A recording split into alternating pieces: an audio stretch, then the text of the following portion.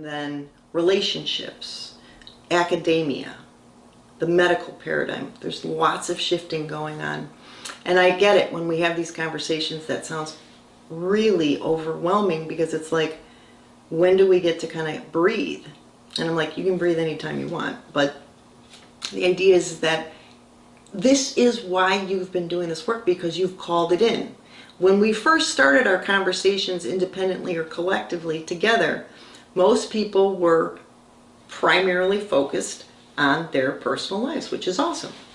The idea is that we wanted more love in our relationships, or we wanted more money, or we wanted better health. All of these things make complete sense, right? And as you continue to do this, what you're starting to recognize is all of that is effortlessly created on your behalf once you start to be with the expanded consciousness. Expanded consciousness, and again, it's an interesting conversation to get into, because it doesn't make any logical or rational sense. It's like, well, I started out with these things, and I say, well, what is it that you want to feel? Remember that conversation? What is it that you want to feel? Safety. Safety, and balance, and joy, and happiness, and love. Well, here we are. All of that is being offered to us right now, and what it requires is we need to be with everything. Everything is coming to the surface, all of the darkness, but don't finish the formula. The darkness isn't the only thing coming, it's the light as well. So what do we know? When there's darkness, there's more light. When there's more darkness, there's more light. When there's more darkness, there's more light. I mean, this circumstance of chaos with everything going on, Chris within hours created an opportunity, hopefully it's working, an opportunity to talk to you directly today. And then you'll be given the opportunity to re-experience the conversation. And that's the other thing. I do want you to pick pieces of our conversations, or listen to the videos that go out weekly, and they're 5 minutes long. I want you to listen to them, because you're going to hear them in a different state of consciousness. It'll always sound like something new.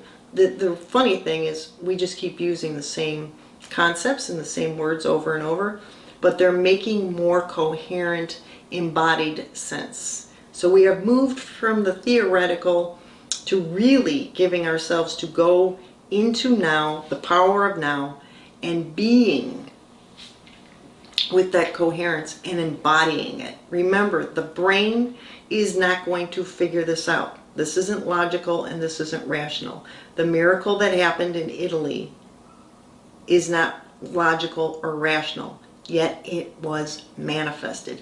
Get used to it. Get used to it. This is going to happen.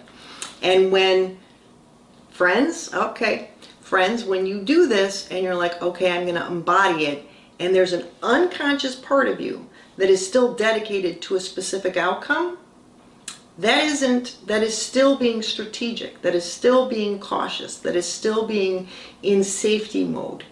What it requires is, how do we be with this? All things are working out. They're working out on our behalf. And even though it doesn't make any logical or rational sense, and even though it looks like things are very chaotic, which they are, how do I go into the now moment? Through breath, through walking, the sun. And how do you be there and recognize, okay, I'm going to get my thinking brain out of the way. I'm going to take action. It is action. I mean, we have been more actionable this past week than I ever have been. And I'm not tired. I'm not overwhelmed. Yeah, I mean, it's at the end of the evening, it's tired. Everybody's tired for legitimate reasons.